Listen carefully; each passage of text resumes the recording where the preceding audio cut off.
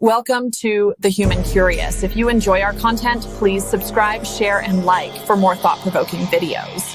In Islam, Barzakh is the barrier, the intermediary realm between our life and the ultimate afterlife. Barzakh means barrier or veil, separating the living from what comes after. It's not heaven or hell, but a waiting room for the soul.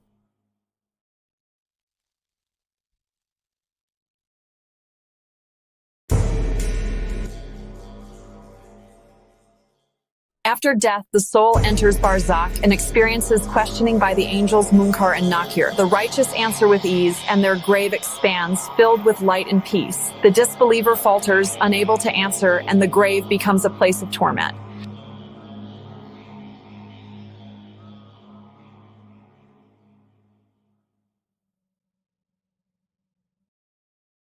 What if Barzakh was not just a matter of faith, but a dimension we could interact with? Science would be revolutionized. The idea that consciousness is just brain chemistry would collapse. Physicists might turn to string theory or quantum mechanics to explain the soul.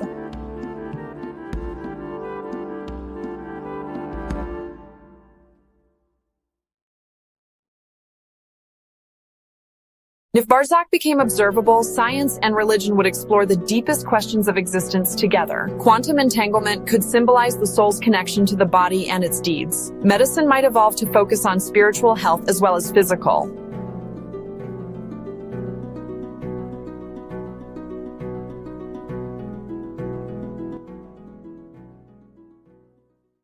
Barzakh is not just a place, but a profound reminder of our ongoing journey. It challenges us to live with purpose, knowing the next phase awaits. The impact of an observable Barzakh would reshape society, morality, and our understanding of life and death.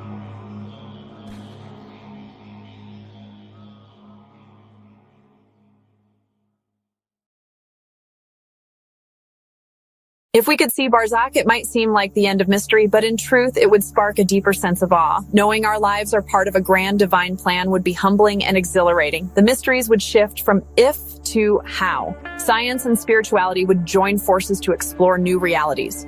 We'd realize how much more there is to learn. This knowledge would bring peace, lifting existential dread. We'd see purpose, justice, and continuation in the universe. Our place would be clear.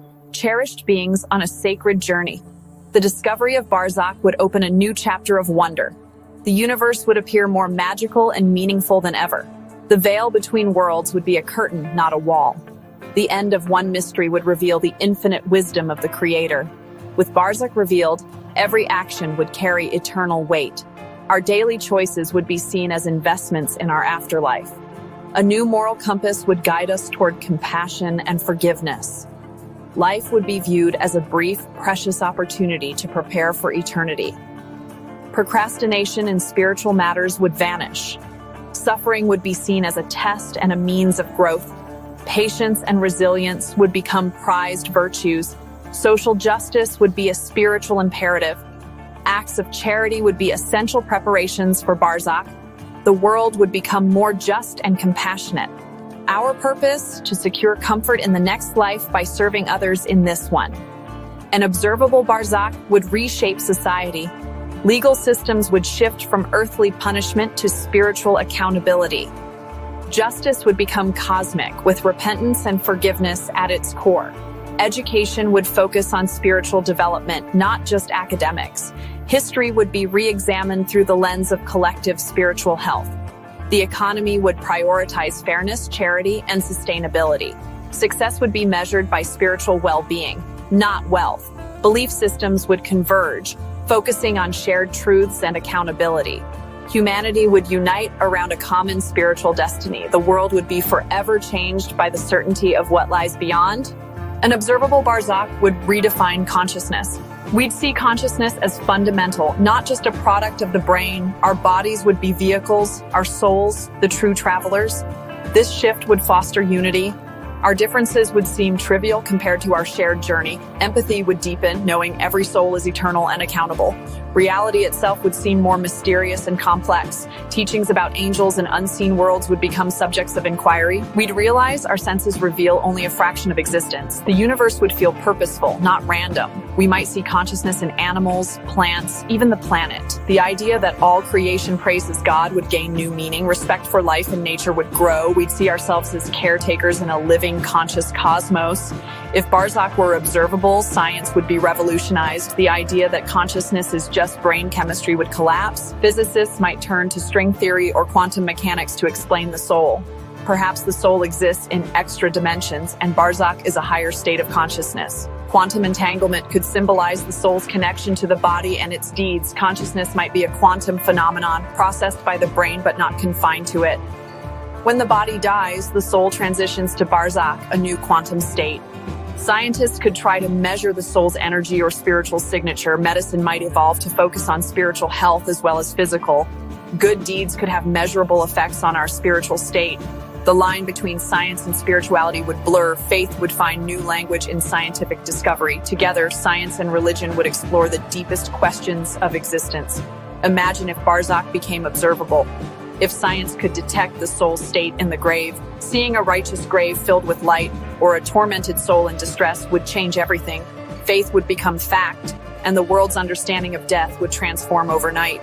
Funerals would become moments of spiritual insight, not just grief. The fear of oblivion would be replaced by certainty and accountability.